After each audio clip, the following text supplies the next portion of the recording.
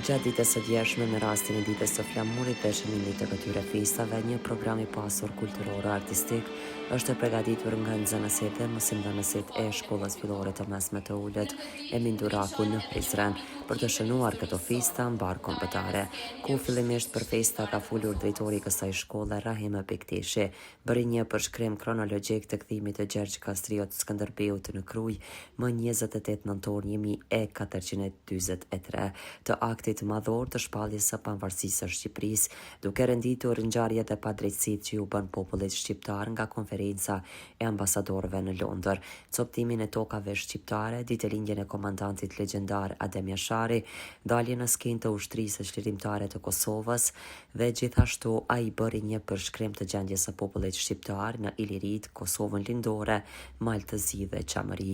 Pas mentorit të parë, përkulimi me respekt të thellë para emrit dhe veprës së plakut të mençur të Vlorës, Ismail Qemailit, Isa Boletinit dhe adhetarëve të tjerë të cilët me 28 nëntor 1912 ngritën flamurin dhe shpallën pavarësinë e Shqipërisë në Vlorë, që në historinë jetë si nëntori i dytë.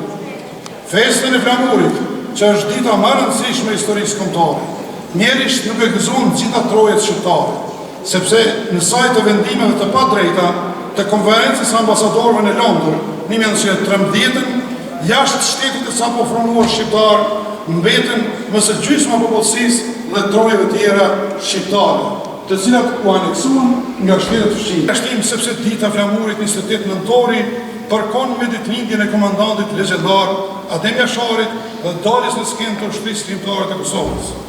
Ai me aktin madhor të flijimit të tij dhe të tërë familjes vulosi fitoren e shqiptarëve, me që rast nisi një erë e re për shqiptarët, duke dhënë kuptim ardhmërisë së lirë të qytetarëve të Kosovës.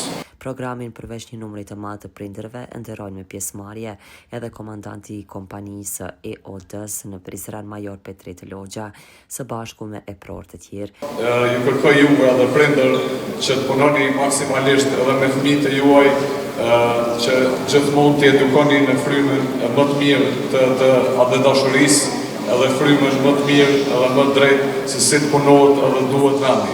Se cili prej nesh sa do i vogël ose i madh, si në postet të mëdha dhe në postet vogla, nëse më them, e ka hapësirën e tij që mund të bëjë shumë për vendin edhe mos u ndali.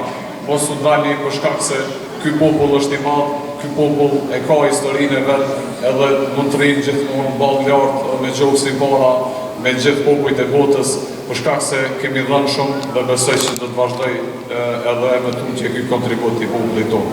Kurse nxënësit kanë përgatitur program të pasur me recitime, këngë dhe valle. Për ty sot betohen fisnikët shqiptar, që s'duan të bëjnë adheun e ndar, si të parët ton shpirtin plot me zjarë, që t'ishtin e gjyshit të vrar, e mëzorën nga arka me kujdes. Në ditën e pavarësisë, të emocionuar nuk janë dalin syt. Ka vlerë të madhe ky festi vjetër, me 28 nëntor në Krujë, i tregoi botës se kjo s'është tokë gjithkujt. E shpartalloi një superfuqi, e kthei vendin në liri. U ngrit flamuri ku qezi, Ismail Qemali me zemër plot shpalli lirin për këtë tokë. Plot me sheku i kam duruar, plot me sheku i kam derdhur gjak.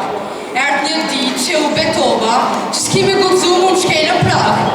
S'ka njeri që e do luftën, se lufta sjell veç viktima.